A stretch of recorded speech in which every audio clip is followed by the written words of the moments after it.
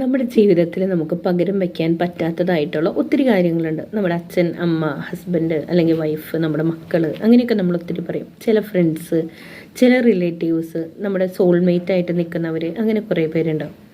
പക്ഷെ നമ്മൾ ഒരു വസ്തു എന്താണെന്ന് ചോദിച്ചു കഴിഞ്ഞാൽ നമ്മുടെ എല്ലാവരുടെയും ആൻസർ ഒരു നിമിഷം പോലും ചിന്തിക്കാതെ വരിക മൊബൈൽ ഫോൺ തന്നെയായിരിക്കും.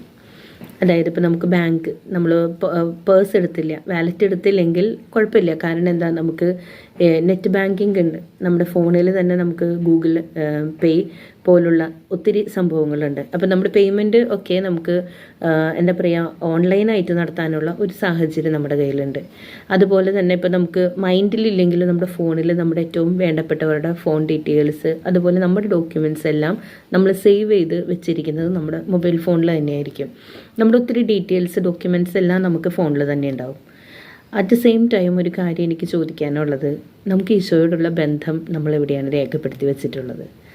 നമുക്ക് അത്രയും ഈസി ആയിട്ട് ഇംഗ്ലീഷോ മലയാളമോ തമിഴോ ഏത് ബൈബിൾ വേണമെന്നുണ്ടെങ്കിലും, ഓഡിയോ വേർഷൻ വേണമെന്നുണ്ടെങ്കിൽ അതടക്കം നമുക്ക് മൊബൈലിൽ ലഭ്യമാണ്. നമുക്ക് ബൈബിൾ ആപ്പ് നമ്മുടെ മൊബൈലിലാക്കാം.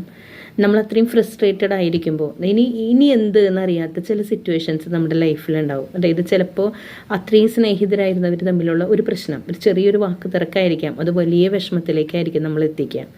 അവിടെ വാട്ട് ഈസ് നെക്സ്റ്റ് എന്നുള്ളൊരു ചോദ്യത്തിന് നമുക്കൊരു ഉത്തരം നൽകാനായിട്ട് നമുക്ക് ആ ബൈബിൾ ഒന്ന് തുറന്ന് വായിക്കാൻ, ഈ മൊബൈൽ മാത്രം കൊണ്ട് നടക്കുന്നവർക്ക് ആ മൊബൈലിൽ ഒരു ബൈബിൾ ആപ്പ് ഉണ്ട് എന്നുണ്ടെങ്കിൽ ഡെയിലി ബേസിസിൽ ഒരു 10 മിനിറ്റ് നമ്മൾ സ്പെൻഡ് ചെയ്ത് വായിക്കാനും, ഒരു അരമണിക്കൂർ കിടക്കുന്നതിന് മുൻപ്, ഉറങ്ങുന്നതിന് മുൻപ് വചനം കേൾക്കാനും നമുക്ക് സാധിച്ചാൽ അത് തരുന്ന ഒരു ഇൻസ്പിറേഷൻ, മോട്ടിവേഷൻ വേറെ ലെവലായിരിക്കും. വേറെ ആർക്കും പറഞ്ഞു തരാൻ പറ്റാത്തത്രയും നമ്മളെ മോട്ടിവേറ്റ് ചെയ്യാനും ഇൻസ്പയർ ചെയ്യാനും നമ്മുടെ ലൈഫിൽ മാറ്റങ്ങൾ കൊണ്ടുവരാനും ബൈബിൾ വചനങ്ങൾക്ക് സാധിക്കും.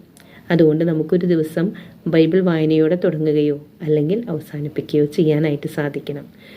അരമണിക്കൂർ നീക്കി വയ്ക്കുക ബൈബിൾ വായനയ്ക്കായി. ശുഭദിനം.